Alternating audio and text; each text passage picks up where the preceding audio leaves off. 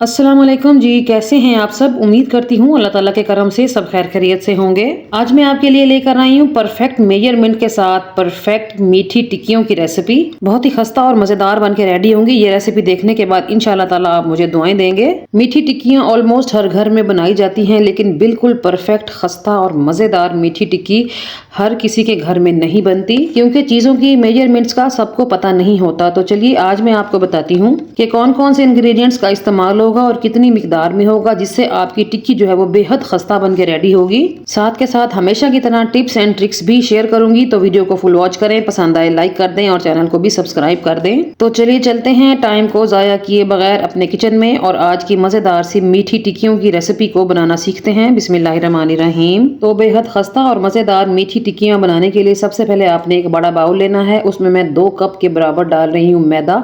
मैदे को अच्छे तरीके से छान के लें। जो अगला इंग्रेडिएंट है वो है सूजी। तो यहाँ पर आप देख सकते हैं कि सूजी मैंने आधा कप के बराबर ले ली है। अब इसमें शामिल करेंगे डेसिकेटेड कोकोनट या फिर नारियल का बुरादा। ये देख सकते हैं आप, इजीली बाजार में अवेलेबल होता है। ये मैंने 1 कप ले लिया है। अब इसमें शामिल करेंगे सफेद तिल। तो यहाँ पर मैंने सफेद तिल 3 टेबलस्पून भर के ले लिए हैं। ये देखें जी। सफ़ेद तिल डालने के बाद मैं इसमें शामिल कर दूंगी मेल्टेड घी। ऑयल का इस्तेमाल नहीं करेंगे, घी का इस्तेमाल ही करेंगे। घी को मैंने पिघला के डाला है, ठीक है।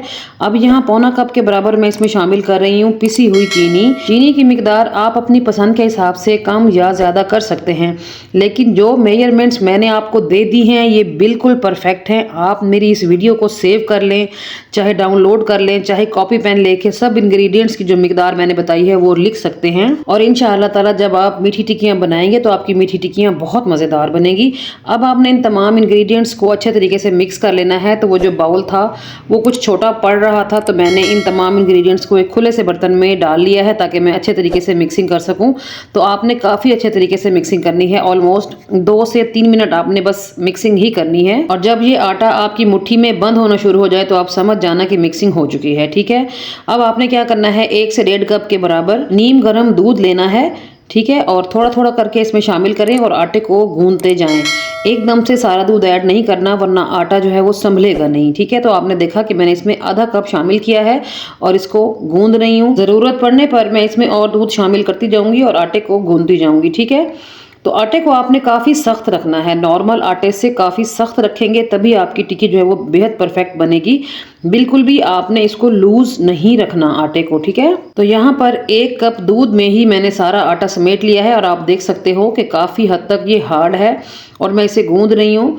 अब हमने इसको रखना है रेस्ट पे। अगर आपके पास टाइम हो तो आप 2 घंटे का रेस्ट इस आटे को लाजमी देंगे, लेकिन अगर आपके पास टाइम नहीं है तो फिर भी आपने कम से कम 1 घंटे के लिए इसको रेस्ट पे रख देना है, क्योंकि हमने इसमें सूजी शामिल की है। सूजी फूलती है, जब तक वो सारे मॉइस्चर को एब्जॉर्ब नहीं करेगी आटा सेट नहीं होगा।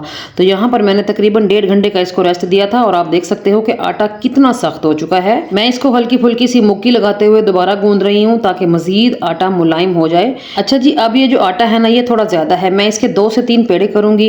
अगर आपके पास जगह ज्यादा है, किचन में आपका जो काउंटर है वो बड़ा है, तो फिर आप इस पूरे आटे को एक ही दफा में गूंद लें, बेल लें और उसमें से टिक्कियाँ निकाल लें। लेकिन मेरे पास जगह की कमी है तो मैं इसके छोटे छोटे पेड़े बनाऊंगी, उस पेड़े में से हम टिक्कियाँ निकालेंगे। हाँ जी, तो यहाँ पर 3 पेड़े बन चुके हैं। अब पेड़ों को रेस्ट पर रखने की ज़रूरत नहीं है क्योंकि हमने आटे को अच्छा खासा रेस्ट दे दिया है। अब चलते हैं पेड़ों को बेल लेंगे। तो काउंटर के ऊपर थोड़ा सा मैदा, खुश्क मैदा स्प्रिंकल करें ताकि सरफेस को आटा चिपके नहीं, ठीक है जी। पेड़ा उठाएं, आटे के ऊपर रखें, थोड़ा सा हाथ से प्रेस करें और फिर बेलन की मदद से आपने इसको बेल लेना है। टिक्की की जो मोटाई है, जो टिक्की की थिकनेस है, वो ज़्यादा मोटी हमने नहीं रखनी। अगर टिक्की को मोटा रखेंगे तो वो अंदर से कच्ची रहेगी, सारे ऑयल को भी सोख कर लेगी और खाने में भी अच्छी नहीं लगेगी। तो जो टिक्की का साइज़ है वो हमने रोटी से थोड़ा सा मोटा रखना है, यानी कि जो हम घरों में रोटी बनाते हैं ना उसकी थिकनेस से थोड़ी सी ज़्यादा थिकनेस रखेंगे।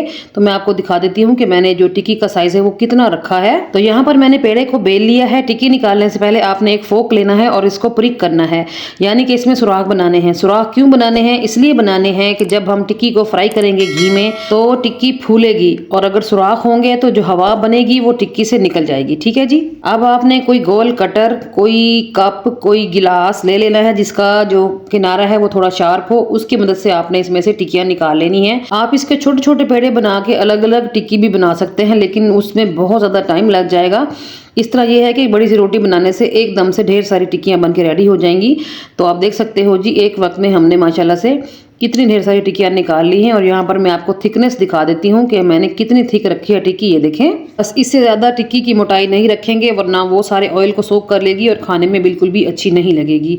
अब जो टिक्कियाँ निकालने के बाद बीच का एक्स्ट्रा आटा है उसका हमने दोबारा से पेड़ा बना लेना है। उसको फिर से बेलेंगे और उसमें से फिर से टिक्कियाँ निकालेंगे। ठीक है जी, तो सबसे पहले काम यही करेंगे। अगर हमने इसको ऐसे ही छोड़ दिया तो ये ड्राई हो जाएगा, तो इसको पेड़ा बना के दोबारा से बेलेंगे और इसमें से टिक्कियाँ निकाल लेंगे। तो जो टिक्कियाँ हमने बना ली हैं उनको उठा के साइड पे करेंगे, उसके बाद हम आगे चलेंगे। अगर आपके साथ घर में कोई और है हेल्प करने वाला तो वो साथ के साथ टिक्कियों को फ्राई भी कर सकता है, लेकिन यहाँ पर मुझे अकेले ही काम करना है। तो पहले मैं टिक्कियाँ निकाल लूँगी, उसके बाद फ्राई करूँगी। तो यहाँ पर मैं आपको दिखा रही हूँ कि मैंने कितनी ढेर सारी टिक्कियाँ बना के रेडी की हैं माशाल्लाह से, ये देख सकते हैं आप। तो अब चलते हैं, इनको फ्राई करेंगे। टिक्कियों को हमने घी में फ्राई करना है, ऑयल में बिल्कुल भी फ्राई नहीं करना। ऑयल में करेंगे तो टिक्की जो है वो खस्ता नहीं बनेगी, घी में करने से टिक्की खस्ता और मज़ेदार बन जाएगी। ठीक है, तो यहाँ पर मैंने फ्राई पैन में घी को अच्छा खासा गर्म कर लिया है। जब इसमें से धुआं निकलने लगे उसके बाद आपने घी में टिक्कियाँ शामिल करनी हैं। और टिक्कियाँ शामिल करने के बाद फ्लेम को आपने लो टू मीडियम पे ले जाना है। ठीक है, टिक्कियाँ डालने के फौरन बाद आपने इनको चम्मच से बिल्कुल भी छेड़ना नहीं है, ये खुद ही पकती रहेंगी और आप देखोगे कि बबल्स कम होना शुरू हो गए हैं। जब बबल्स कम होना शुरू होंगे तो टिक्की फ्लोट होना शुरू हो जाएगी, यानी कि घी के ऊपर तैरने लगेगी। जब तैरने लगे तो फिर आप समझ जाना कि टिक्की जो है वो नीचे से फर्म हो गई है। फिर आपने किसी चम्मच की मदद से इनको फ्लिप कर देना है, यानी कि पलट देना है। और फ्लेम को लो टू मीडियम पे ही रखना है, बिल्कुल भी हाई नहीं करना। ये इसी तरह ही इसी आंच पे पकेंगी, तभी इनके ऊपर हर तरफ से गोल्डन कलर बराबर आएगा। अगर आंच तेज कर दी तो टिक्कियों ने फौरन से कलर पकड़ लेना है, मगर ये अंदर से कच्ची रहेंगी। ठीक है, तो इस बात का भी खास ख्याल रखना है आपने कि टिक्की जो है वो काफ़ी नरम होगी जब वो घी में पकेगी। तो आपने जेंटली फ्लिप करना है, ख्याल से, बहुत एहतियात से। मैं आपको हर चीज़ के बारे में तफसीलन गाइड कर रही हूँ ताकि आपकी टिक्की पहली दफ़ा में ही परफेक्ट बने और इंशाअल्लाह ताला बनेगी। जब आप मेरे तरीके से बनाएंगे, मेरे मेजरमेंट्स को फॉलो करेंगे, मेरे तरीके को फॉलो करेंगे तो बेहतरीन परफेक्ट मीठी टिक्की बना पाएंगे। तो यहाँ पर टिक्कियाँ दूसरी तरफ से भी पक चुकी थी, तो मैंने अब टोंग की हेल्प से टिक्कियों को फ्लिप किया है। आप देख सकते हो कि कितना ज़बरदस्त सा प्यारा सा कलर आ रहा है टिक्कियों पे। इसी तरह ही आहिस्ता आहिस्ता आएगा। आपको अंदाज़ा हो रहा होगा कि फ्लेम बहुत ही लो है क्योंकि घी में जो बबल्स है वो बहुत कम उठ रहे हैं। तो टोटल 5 से 6 मिनट लग जाएंगे एक बैच को फ्राई करते हुए। ठीक है, थोड़ा सा पेशेंस से काम लेना है आपने। तो 5 से 6 मिनट में मेरा एक बैच बन के रेडी हो गया है। तो यहाँ पर आप कलर देख सकते हो कि कितना ज़बरदस्त आ गया है दोनों तरफ से। तो बस अब हम टिक्कियों को घी में से निकाल लेंगे। ये लें जी, यहाँ पर आप देखें कि बेहद खस्ता टिक्की है। अभी वो ऑयल से निकली है और इतनी क्रिस्पी क्रंची लग रही है। देखें जी, क्या ज़बरदस्त कलर है और क्या ज़बरदस्त क्रंच है। अच्छा जी, यहाँ पर मैं आपको एक और टिप देती चलूँ। जब आपने दूसरा बैच फ्राई करना है ना, उससे पहले आपने ऑयल को दोबारा से गर्म करना है, क्योंकि यहाँ पर ऑयल जो है वो ऑलमोस्ट ठंडा है। आप देख सकते हो, अगर इसी तरह ठंडे घी में टिक्की डाल देंगे तो वो टिक्की फैल जाएगी, बिल्कुल भी नहीं पकेगी। ठीक है, तो आपने इसको दोबारा से गर्म करना है। जब दोबारा से इसमें से धुएं उठने लगेंगे तो फिर आपने इसमें टिक्कियाँ शामिल करनी है और इसी तरीके से ही पकाना है जिस तरह से मैंने आपको एक बैच बना के दिखा दिया है। तो यहाँ पर आप देख सकते हो जी, टिक्कियों की क्या ही ज़बरदस्त लुक आई है माशाल्लाह से। तो चलिए आइए, यहाँ पर मैं आपको क्रंच दिखा देती हूँ कि टिक्कियाँ हमारी कितनी क्रंची बनी है माशाल्लाह। ये देखें जी, सबसे पहले आप इसका कलर देखें कितना इवन है और बेहतरीन परफेक्ट टिक्की बन के रेडी हुई है। आप इसकी थिकनेस चेक कर सकते हो। इस थिकनेस से ज़रा भी टिक्की मोटी हुई तो वो सही नहीं बनेगी। ठीक है जी, तो चलिए मैं आपको क्रंच दिखा देती हूँ। ये देखें जी, माशाल्लाह हाथ लगने से ही 2 टुकड़े हो गए हैं, इतनी परफेक्ट बनी है। वीडियो थोड़ी लंबी हो गई है, उम्मीद करती हूँ आपको टिक्कियाँ बनाने की सब टेक्निक समझ में आ गई होंगी। एक बार टिक्कियाँ बनाने की मेरी रेसिपी को ज़रूर आजमाएं और मुझे फीडबैक ज़रूर दें। चलती हूँ, आज के लिए इतना ही। कल फिर मुलाकात होगी किसी और अमेजिंग और मज़ेदार सी रेसिपी के साथ। तब तक अपना और अपने प्यारों का रखें ढेर सारा ख्याल, मुझे रखें दुआओं में याद। ओके जी, अल्लाह हाफिज़, थैंक्स फॉर वॉचिंग।